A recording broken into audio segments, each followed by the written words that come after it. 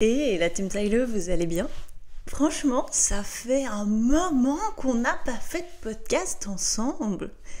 Pour ça, on se retrouve dans mon plus simple appareil, ma petite tenue de poney, mon lit, soit ma safe place, et c'est parti, on passe la semaine ensemble. C'est le premier marathon de la mère Tylo et je vous assure que pour une reprise de podcast, je me prends un peu la tête. Mais c'est pas grave, parce qu'aujourd'hui on va parler de ces gens qui tout au long de l'année me rendent heureuse, me font sourire. Et oui, pour ceux qui écoutent d'autres podcasts de type équestre et sportif, bien évidemment que cet épisode est fortement inspiré de Dance With Him. Alors merci à elle de continuer à m'aider à m'inspirer et c'est parti pour vous expliquer qui sont les gens qui au quotidien me rendent heureux sans même le savoir.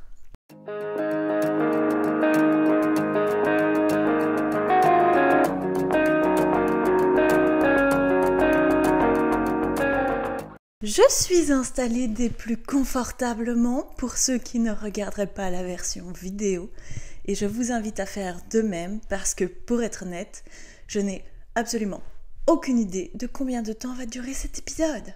Voilà. Vous m'avez manqué, c'est sûr, mais il s'est passé 1 milliard de choses depuis qu'on s'est quittés, vous et moi. Alors, petite règle numéro 1. Pour ne rien rater, rendez-vous sur YouTube un dimanche sur 2, soit 2 dimanches par mois. Ça, c'est la règle numéro 1. La règle numéro 2, c'est simplement n'oubliez pas de nous rejoindre sur Instagram. Certes, il y a des jours où je suis un petit peu moins active. Si vous nous suivez depuis quelques semaines, vous savez déjà pourquoi. Si pas de panique, l'épisode arrive cette semaine. Mais la règle numéro 3, c'est quoi? C'est Mad, mère Tylo, arrête de causer autant et explique-nous le sujet du jour. Bien évidemment, au quotidien, il y a des gens qui me rendent terriblement heureuse sans même le savoir. Et là, vous allez me dire, mais Mad, tu pètes un câble, c'est pas possible. Comment ils peuvent ne pas s'en rendre compte? C'est très simple. Il y a des gens qui, dans leur caractère, leur spontanéité, font que simplement, ça égaye ma journée. Vous savez, on est des milliards de gens sur Terre et on nous côtoie plus ou moins tout au long de la journée en fonction de ce qu'on fait comme métier, comme passion, comme sport, etc. Moi, je suis dans un métier où je vois des gens tout au long de la journée. Et si vous nous suivez depuis un petit moment, vous savez que cette année a été particulièrement tumultueuse et pleine de rebondissements au niveau professionnel. Pas de panique, un récap arrive très bientôt. Alors oui, c'est vrai qu'il m'est arrivé pour le coup de rencontrer des gens plus ou moins solaires. Alors, pour reprendre cette série de podcasts, on va pas commencer par un sujet tout nul, tout triste, on va commencer par un sujet les plus solaires, les gens qui me rendent heureuse. Maintenant, Mad, arrête de parler dans le vide et explique-nous qui sont ces gens qui te rendent heureuse au quotidien. Il y a, je dirais, particulièrement 5 personnes qui me rendent heureuse, plus toutes celles qui gravitent. Mais c'est sûr que là, en vous expliquant, il y en a déjà 3 pour sûr, 4, oui, mais bon, il y en a que je ne côtoierai plus, et puis tous ces petits gens qui font que, en fait, la journée se passe bien. Alors on va commencer par les premières personnes qui sont non loin de moi, qui sont avec moi depuis plus de 2 ans maintenant, qui me suivent quasiment quotidiennement. Certes, on a été légèrement séparés et puis on a été réunis pour être potentiellement reséparés dans quelques mois, mais c'est un autre sujet. Se parlent non moins de mes 2 petites collègues du magasin d'Andenne. Alors, pour vous remettre dans le contexte, pour ceux qui viennent d'arriver, et bienvenue dans la famille Tylo, eh bien moi je travaille dans le commerce animalier et donc je suis en Belgique. Ça aussi c'est quelque chose à préciser, c'est que je vis en Belgique dans le Brabant wallon et donc je côtoie plus ou moins de personnes francophones. Ce petit aparté étant fait, je vis sur la région de Namur et je travaille sur la région de Namur. Pour ceux qui ne situeraient pas trop, c'est sur le sud de la Wallonie et on s'y sent plus ou moins bien en fonction de nos attentes respectives. Il se fait qu'il y a 3 ans maintenant, le commerce pour lequel je travaille ouvre une boutique à Andenne, non loin de chez moi, pour mon plus grand bonheur. C'est sûr que ce magasin, il a été attendu, plus qu'attendu et réattendu, parce que on retracera mon parcours professionnel, mais il y a certaines choses qui font qu'on a vraiment attendu de longues semaines, de longs mois ce nouveau magasin. Et donc on a tous été très heureux de l'ouvrir, l'accueillir et le monter. Ce magasin n'aura pas été de tout repos, bien évidemment, comme toute ouverture, mais ce n'est pas le sujet de cet épisode. Encore une fois, s'agirait-il peut-être qu'un jour j'arrive à faire un épisode d'une seule traite sur un seul sujet ? That's it, bien évidemment. Qui vous y croyez ? Moi, toujours pas. Mais bon, peut-être qu'un jour, ce sera possible. Bref. Et donc, ce magasin d'Andenne arrive et je fais la rencontre très rapidement d'une de mes collègues qui, à l'heure actuelle, fait toujours partie de ma vie quasiment quotidiennement parce que on a un peu, entre guillemets, passé cette frontière de l'amitié, donc plus qu'une collègue, vraiment une copine, une amie, au point où on en fait des repas de temps en temps ensemble, etc., etc. Il y a des points d'honneur que moi je me suis mise tout au long de ma carrière, c'est-à-dire que je suis en règle générale la plus jeune de l'équipe et, grand bien à moi, la plus responsable, c'est-à-dire avec le poste à le plus de responsabilité. Dans ce cas de figure, ici sur le magasin d'Andenne, c'est tout à fait ce qui se passe depuis le début. Et donc il est vrai que, finalement, j'avais un peu cette appréhension de prise de poste en me disant les gens qui m'entourent, ils vont être plus âgés que moi, comment ça va se passer ?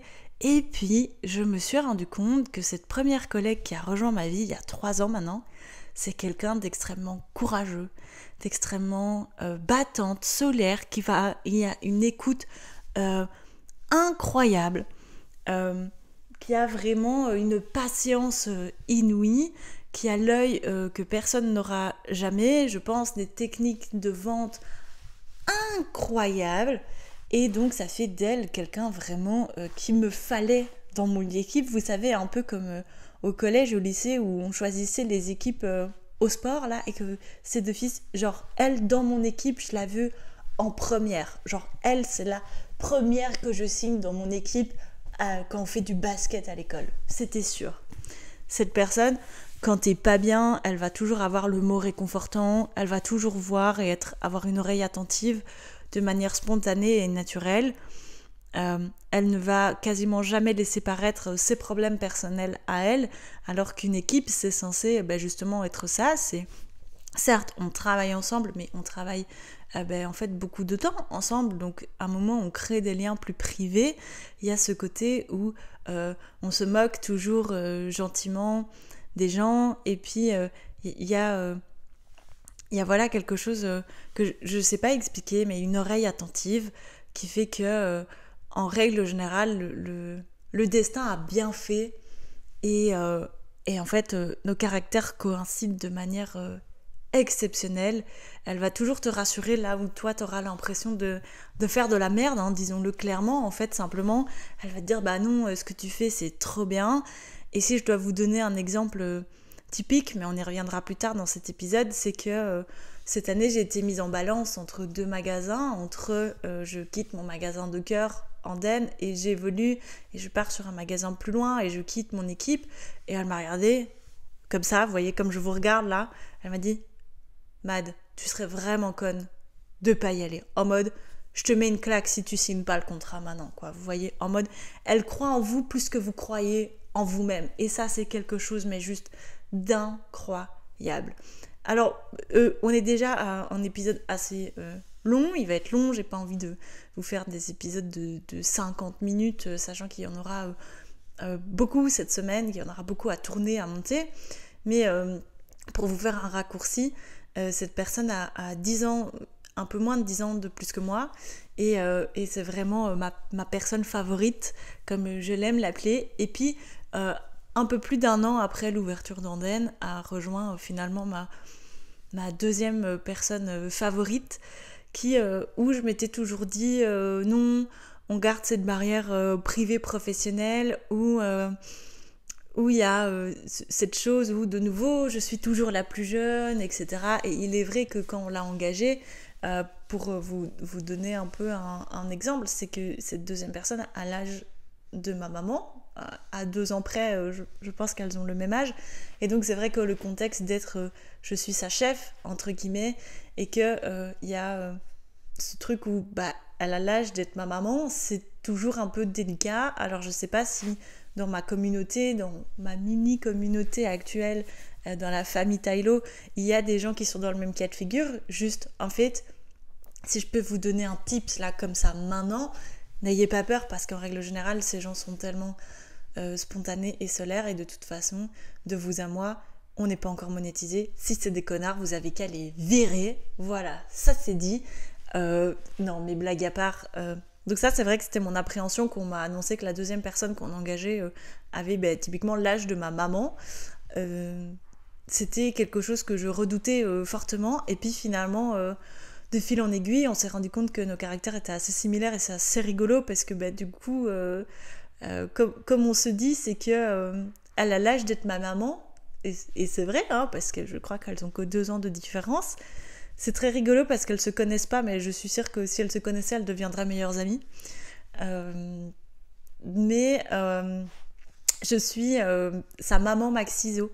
C'est très mignon dit comme ça, parce qu'en fait, j'ai peut-être, sans me lancer des fleurs, vu du potentiel chez elle que personne n'avait encore vu.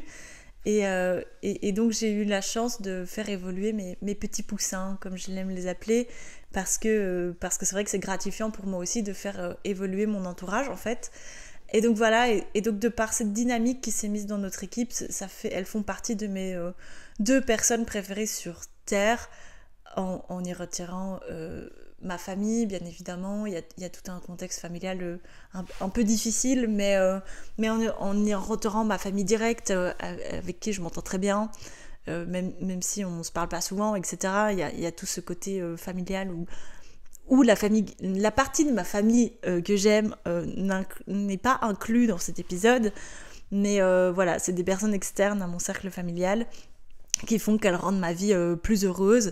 À chaque fois que j'ai un down, elles vont me relever, elles me connaissent par cœur, et donc typiquement on a encore eu le cas cette semaine que j'ai un appel un petit peu compliqué avec ma chef, et puis je reviens en magasin, et oui, pour vous mettre du contexte complet, c'est qu'on est en train d'ouvrir un nouveau magasin avec cette personne qui a l'âge de ma maman.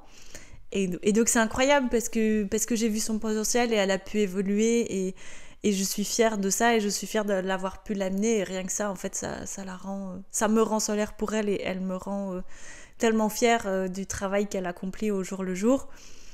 Et donc pour vous terminer cette story time et ce contexte, c'est que typiquement début de semaine j'ai eu un appel un petit peu compliqué avec ma chef où clairement j'ai pété un câble, et je suis revenue en magasin complètement fermée, et j'entends qu'elle dit à sa vendeuse lui parle pas maintenant, laisse-la 1 heure sur sa palette décompressée, et puis ça ira. Et là je me dis mais waouh, c'est des gens que je côtoie plus depuis 6 mois du coup, et ils me connaissent tellement par cœur, et ça fait du bien de se dire oui, on a depuis très peu de temps en fait partagé des choses plus privées, mais avant ça c'était strictement professionnel, et de se dire waouh, ces gens ont une analyse de toi tellement profonde à force d'être tout le temps ensemble, et ça m'a honnêtement ça m'a retiré 50% de cette conversation compliquée, parce que je me suis dit waouh, là je vais avoir 1 heure pour juste en fait décompresser ce qui vient de se passer, et ça va bien se passer. Et juste le fait qu'elle me connaisse et qu'elle sache comment réagir à ça, alors que je n'avais rien dit, que j'essayais un peu de le cacher, parce que c'est un peu mon rôle de manager de faire ça. et qu'elle l'a vu tout de suite à mon comportement, j'étais là, ah mais waouh, en fait, trop bien, genre, ouais, laissez-moi 1 heure et ça va aller. Et elles m'ont laissé 1 heure et ça a été. Et juste, ces 2 personnes, je vous jure, je remercierai jamais assez mon employeur de les avoir mises sur ma route parce qu'elles sont juste mais incroyables.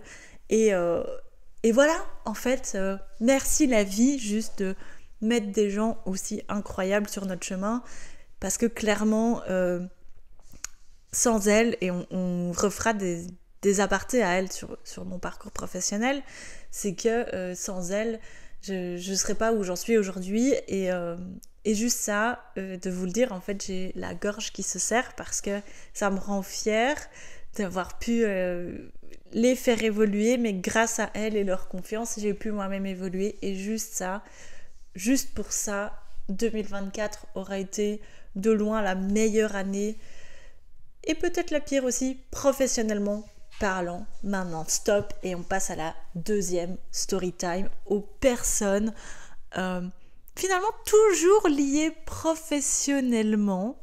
Mais avant d'attaquer ça, je prends une petite gorgée de thé, en votre compagnie bien évidemment, parce que ça fait déjà 15 minutes que je vous parle, et j'ai la gorge un petit peu sèche. Je vous pose, je prends ma petite gorgée de thé, et je vous explique ma deuxième story time.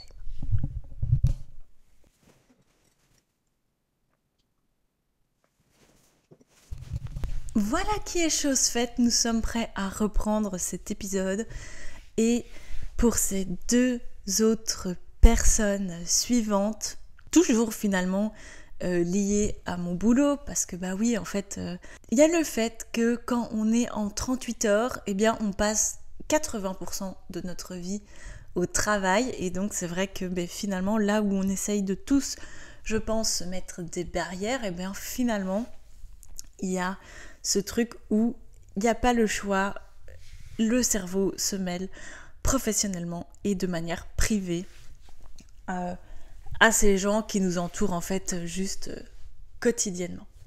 Alors parlons-en un peu de cette année.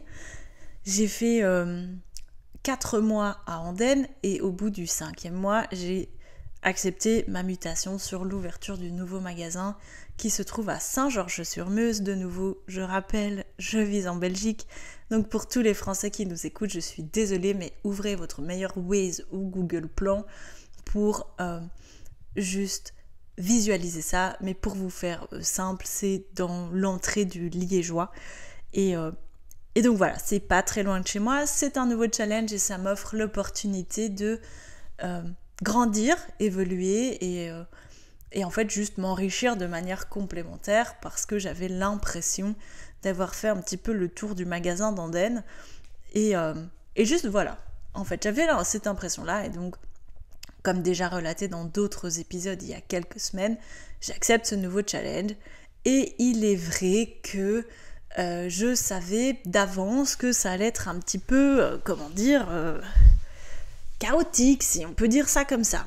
Donc, je prends mon courage à 18 mains, finalement, et je me dis, ok, ça va aller, juste, ça va aller, fais-toi confiance, tout le monde croit en toi, donc vas-y, si on te le propose, c'est qu'on estime que t'es capable, et ça va aller. Je me retrouve avec une demi-équipe, et heureusement, dans cette équipe se démarque une petite personne toute discrète, sortie de nulle part, qui, c'est vrai quand on la connaît pas, est assez discrète en fait finalement, assez mignonne, assez réservée, et voilà, elle fait son petit travail, son petit bout de chemin, et puis l'ouverture se passe, et je me rends compte que l'équipe elle est toujours pas complète, que c'est compliqué, qu'on est fatigué, c'est...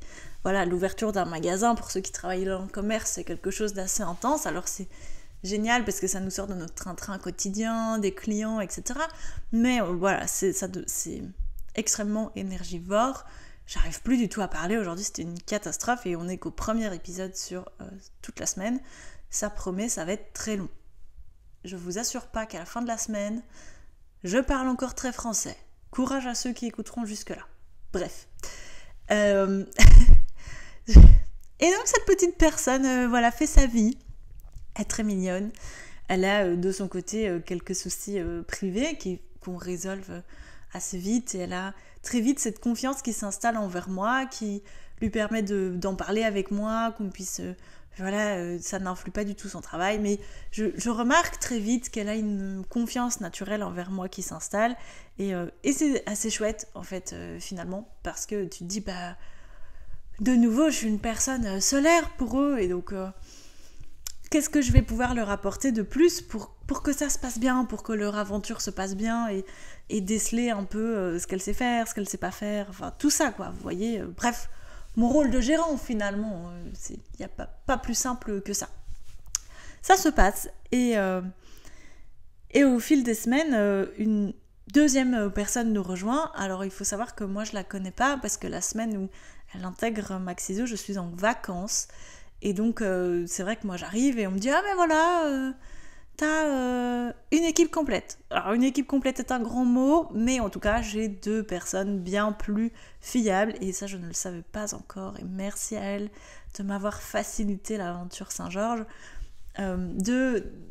Qui me rejoignent, quoi. Qui rejoignent les teams et qui naturellement, il y a une cohésion de groupe. Mais je vous dis de manière tellement naturelle, en fait, de manière encore plus naturelle qu'on avait pu avoir avec mes 2 collègues énoncés précédemment, c'est que là, je sais pas, il y a quelque chose qui match. Alors, pour une fois, je suis pas la plus jeune.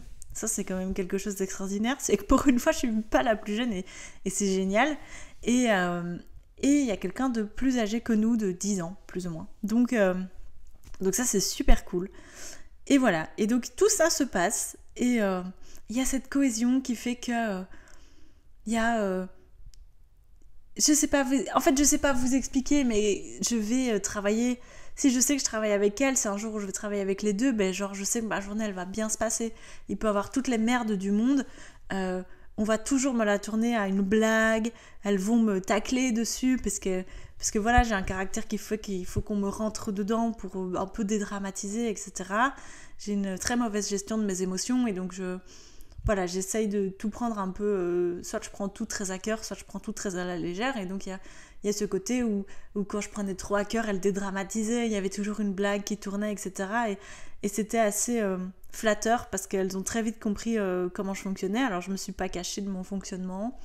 Elles ont eu aussi la chance ou la malchance, je sais pas, ce qu'il faut dire, de travailler avec une de mes collègues du magasin d'Andenne qui, je pense, leur a énormément appris sur moi, ma manière de fonctionner, etc. Et donc il y avait ce côté très dédramatisant. Et pour vous dire un petit peu le contexte, pour vous faire une mini story time, c'est que dans l'une de ces 2 collègues, il y en a une qui attend désespérément sa bague de fiançailles, ça fait quelques années qu'elle est avec son compagnon, tout le monde se marie et font des enfants autour d'eux, et voilà, et elle attend sa bague de fiançailles plus que tout, et donc il y a un jour où on me dit bon ben quoi, on attend nous, vraiment on la tacle, on la taquine un petit peu avec ça, et puis ça arrive pas, et puis vous savez, on est toujours écoutés avec nos smartphones, nos trucs machin, on était probablement sur nos réseaux respectifs lors de cette conversation. Et ne faites pas ça, ne faites pas comme nous, ne prenez pas vos téléphones au travail et ne soyez pas sur vos réseaux sociaux au travail.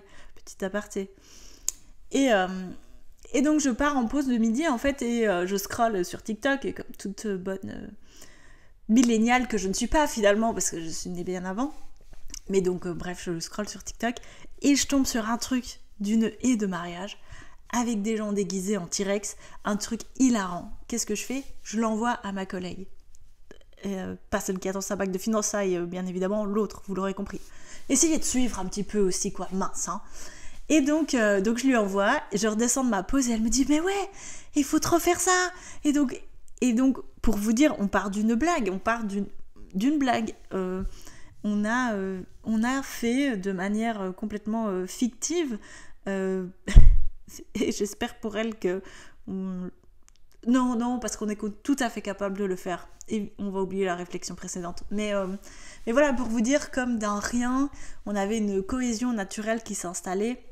Et c'était hyper drôle parce que du coup, cette semaine-là, en plus, notre petite collègue qui attend désespérément sa bague était en vacances.